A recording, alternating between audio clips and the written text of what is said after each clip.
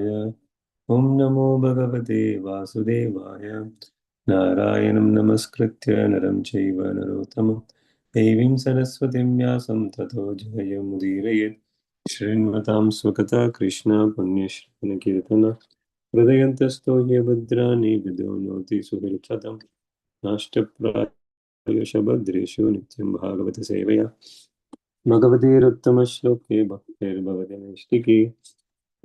Reading from Srimad Bhagavatam, Canto 5, Chapter 1, titled Activities of Maharaj Priyavrata, Text 12 and 13. Text 12. Natasya kaschet tapasa vidyaya va na yoga viryena manishaya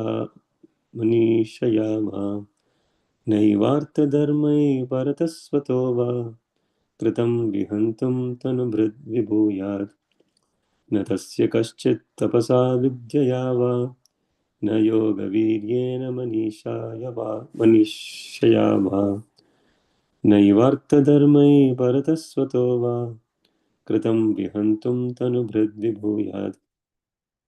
Translation and purport by His Divine Srila Prabhupada. Srila Prabhupada ki jai. Translation.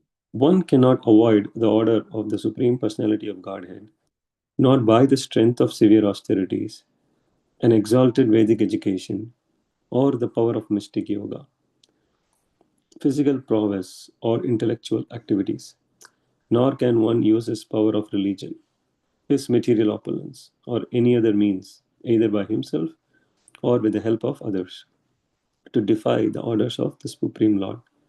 That is not possible for any living being, from Brahma down to the end. Purport. In the Garga Upanishad, Garga Muni says to his wife, Etasya va aksharasya prasasane gargi surya chandramasau vidritau tishtataha. My dear Gargi, everything is under the control of the Supreme Personality of Godhead. Even the sun, the moon, and other controllers and demigods like Lord Brahma and King Indra are all under his control. An ordinary human being or animal who has accepted a material body cannot go beyond the jurisdiction of the Supreme Personality of Godhead's control. A material body includes senses. However, the sense activities of so-called scientists who try to be free from God's law or the laws of nature are useless. This is also confirmed in Bhagavad Gita 7:14. Mama Maya Duratyaya. It is impossible to surpass the control of material nature, for the Supreme Personality of Godhead is working behind it. Sometimes we are proud of our austerities, penances, and mystic yogic powers, but it is clearly stated herein that one cannot surpass the laws and directions of the Supreme Personality of Godhead, either by dint of mystic power, a scientific education, or austerities and penances. It is impossible.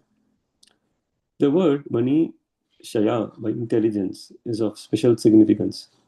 Priyavrata might argue that Lord Brahma was requesting him to accept family life and the responsibility for ruling a kingdom, although Narada Muni had advised him not to enter household life and be entangled in material affairs. Whom to accept would be a puzzle for Priyavrata because both Lord Brahma and Narada Muni are authorities. Under the circumstances, the use of the word Manisaya is very important, is very appropriate. For it indicates that since both Narada Muni and Lord Brahma are authorized to give instruction, Priyavrata should neglect neither of them but should use his intelligence to follow the advice of both. To solve such dilemmas, Srila Grupa Goswami has given a very clear conception of intelligence. He says, Anasaktasya Vishayan Yatarham Upayunjitaha Nirbandha Krishna Sambandhe Yuktam Vairagyam Uchyate. Vishayan, material affairs, should be accepted without attachment, and everything should be dovetailed with the service of the Lord. That is real intelligence, Manisa. Becoming a family man or king in the material world is not harmful if one accepts everything for Krishna's service. That necessitates clear intelligence. Mayavadi philosophers say Brahma Satyam Jagan Mithya. This material world is false, and only the absolute truth is real. However, an intelligent devotee in the line of Lord Brahma and the great sage Narada, or in other words, in the Brahma Sampradaya, does not consider this world false. That which is created by the Supreme Personality of Godhead cannot be false, which, but using it for enjoyment is. Everything is meant to be enjoyed by the Supreme Personality of Godhead, as confirmed in Bhagavad Gita 5:29. Bhoktaram Yajnatapasam Sarvaloka Maheshwaram.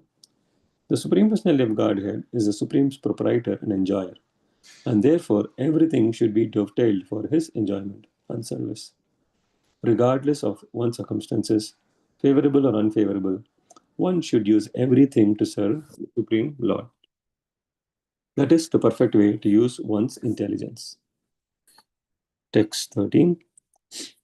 Bhavaya nashaya cha karma kartum shokaya mohaya sada bhayaya shukaya dukkaya cha deha yogam abhyaktadishtam janatanga datte bhavaya nashaya cha karma kartum shokaya mohaya sada bhayaya shukaya dukkaya cha deha yogam abhyaktadishtam janatanga datte. Translation by Srila Prabhupada. Srila Prabhupada ki jai. My dear Priyavrata, by the order of the Supreme Personality of Godhead, all living entities accept different types of bodies for birth and death, activity, lamentation, illusion, fear of future dangers, and happiness and distress. Purport. Every living entity who has come to this material world has come here for material enjoyment. But according to his own karma, activities, he must accept a certain type of body given to him by material nature under the order of the Supreme Personality of Godhead. As stated in Bhagavad Gita 3:27, Prakrite Kriyamanani Gunai Karmani Sarvashaha. Everything is being done by Prakriti, material nature, under the direction of the Supreme Lord. Modern scientists do not know why there are varieties of bodies in 8.4 million forms. The fact is that all these bodies are ordained for the living entities by the Supreme Personality of Godhead according to the living entities' desires. He gives the living entities freedom to act as they like. But on the other hand, they must accept a body according to the reactions of their activities. Thus, there are different types of bodies. Some living entities have short durations of life, whereas others live for fantastic durations. Every one of them, however, from Brahma down to the ant, acts according to the direction of the Supreme Personality of Godhead, who is sitting in everyone's heart. As confirmed in Bhagavad Gita 15:15, Sarvasya chaham hrudi sannivishto matta smritir jnanam apohanam cha. I am seated in everyone's heart. From me, remembrance, and from me come remembrance, knowledge, and forgetfulness. It is not a fact, however, that the Supreme Personality of Godhead gives directions to certain living entities in one way and other living entities in another way. The truth is that every living entity has a certain desire, and the Supreme Lord gives him a chance to fulfill it. The best course, therefore, is to surrender unto the Supreme Personality of Godhead and act according to his desire. One who does so is liberated. End of purport. Namam Vishnupadaya Krishna Preshtaya Bhutale Srimate Bhakti Vedanta Swaminiti Namine Namaste Saraswate Devi Gauravani Pracharine Nirvisesha Shunyavadi Paschatyadesh Jaya Shri Krishna Chaitanya Prabhu Nityananda Shri Advaita Gadadhara Shivasadi Gaura Bhakta Vrinda Hare Krishna Krishna Krishna Hare Hare Hare Rama Rama Rama Hare Hare. I humbly seek the blessings of all assembled Vaishnavas and thank you for the opportunity to verify myself by reading and summarizing from Srimad Bhagavatam today. I'll try to summarize based on a lecture given by His Holiness Giriraj Maharaj and based on Srila Prabhupada's purport. So please forgive if I add my own interpretation to the summary. So we are in this first chapter of Canto 5 titled The Activities of Maharaj Priyavrata, and we are in the very beginnings section of this chapter where we have seen so far that Priyavrata was trying to follow Narada Muni's instructions of not getting into like familial affairs and to perform pure devotional service, but in terms of taking up brahmacharya or dedicating his whole life to only devotional service. But here we see how he has been instructed now by his father, and also Lord Brahma has come down to instruct him that he should take up the responsibility of like family life and to rule a kingdom. So, as Prabhupada also clarifies, that he whom to accept would be a puzzle for Priyavrata because both Lord Brahma and Narada Muni are authorities. So Giriraj Maharaj was saying in his lecture that even Bhakti Siddhanta Saraswati Thakur was in a similar situation where his guru, who was Srila Gaur Kishore Das Babaji, had ordered Bhakti Siddhanta Saraswati Thakur to not go to Calcutta. But some years later, Srila Bhakti Siddhanta Saraswati Thakur did go to Calcutta for the missionary activities of the Gaudiya Math. And Srila Prabhupada raised this question that, do you think my Guru Maharaj disobeyed the orders of his spiritual master?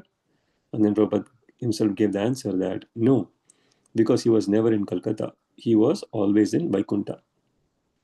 So here we see Priyavrata also in a similar situation that he got instruction from Narada Muni not to become entangled in household life or in material affairs, but also he got instruction from Lord Brahma that he should marry and take charge of the kingdom. So then Prabhupada in the purport also explains how we should understand this, and he refers to like Srila Rupa Goswami's Tanasaktya Vishayan verse, that one can deal with material things but without being attached to them. And we also see this was originally Maharaj Parikshit's question about how Maharaj Priyata was being who was so advanced in devotion service, still became entangled in material enjoyment. And this is not a conclusion that we can come to. Giriraj Maharaj is saying that because someone who, when is surrounded by paraphernalia, usually associated with material enjoyment, but we cannot conclude that he is actually in the mood of enjoyment. One can have paraphernalia and one can externally be seen like he's enjoying it, but we do not know the mood of enjoyment. He may be actually in a different mood altogether.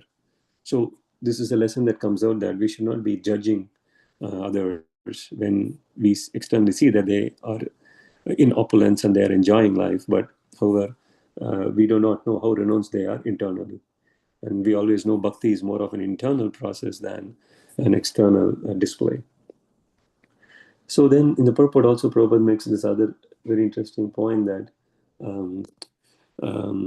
one should use intelligence to follow the truth. Or here Prabhupada says Priyavrata should neglect neither of them but should use his intelligence to follow the advice of both. And that's also another lesson that comes out, that we should see that our position is also the blessing of the Supreme Lord, or has been authorized by Supreme Lord. That we have a family, we have a job, and that is again a blessing or something that has been given to us by the Supreme Lord. And we should use our intelligence on using it to serve the Supreme Lord. And we again should be so fortunate because we have connection to Srila Prabhupada's representatives, and we can get guidance on how to use our intelligence to use what we have in the service of the Supreme Lord. And Prabhupada also makes a very important point again, that becoming a family man or king in the material world is not harmful. Because sometimes we may think again that, oh, I have this family, I have these responsibilities, how will I even think about the Supreme Lord? How can I have a chance to go back to the Supreme Lord? But again, Prabhupada is clarifying in the purport, and all our previous acharyas are clarifying that, again, just because we have a family doesn't mean we cannot be Krishna conscious. When we have a better opportunity to be Krishna conscious, when we can engage as a family to worship the Supreme Lord. That's a nice lesson that comes out because even Prabhupada says, even in favorable or unfavorable situations, one should use everything to serve the Supreme Lord. And there are so many examples we see from previous, like from the scriptures and different devotees. I mean, you can think about even Prahlad Maharaj and how difficult his situation was. But still, internally, he was constantly thinking of the Supreme Lord and glorifying the Supreme Lord and thanking the Supreme Lord for whatever he has been awarded. And he was still praying sincerely that his father, Hiranyakashipu, be changed or um, be converted somehow from his demonic mentality. And the Supreme Lord answered his prayers.